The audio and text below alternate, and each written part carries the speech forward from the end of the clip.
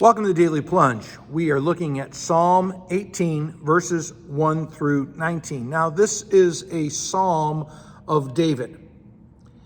And David is looking back through his prayer journal over a lifetime of, interventions by God that delivered him, saved him, and he's praising the Lord for his goodness, for his love of David.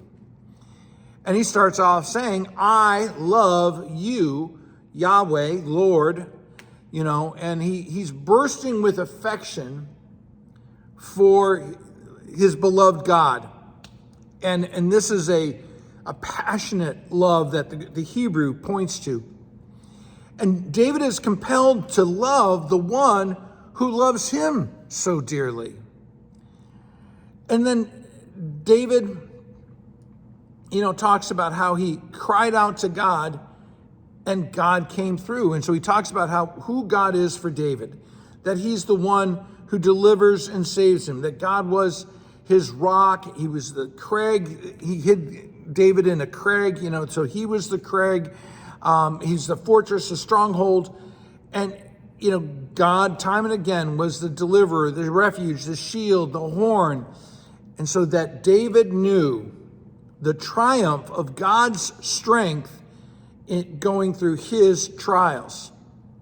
And so he says in verse 3, I call upon the Lord, and he deserves to be praised because he has saved me from my enemies. And the saved are singing God's praises because they have experienced his salvation. There is the witness, the testimony, right?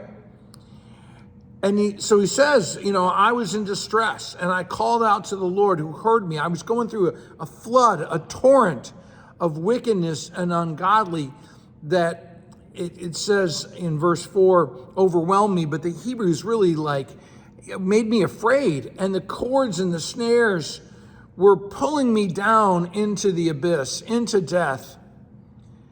And God heard my voice in his temple. And he heard me because I'm crying for help and I'm his child. And into his ears came my prayers, my cries. And, the deliverance of a single person may seem like a small thing. But if a single soul who is bound to God praise it, it's no longer a small thing because for God, his honor, his glory is involved.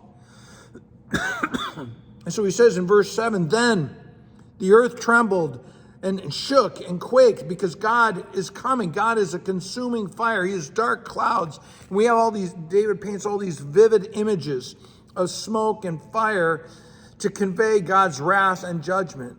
And one of the things that David is portraying in verses 8 through 15 is how God uses the created order to accomplish his will. God is coming to David through earthquakes, thunder, storms, lightning, just as he used these things to deliver Israel from Egypt, right? Back in the book of Exodus. And so we see that in verse 9, he's getting up off his throne. God is rising from his throne in response to his servant's prayer. He's parting the clouds. He's descending to fight David's battles through the earthquakes, lightning, storms, and all that. And God is coming down from heaven. He's riding upon a cherub and he's flying because he's swifter than wind.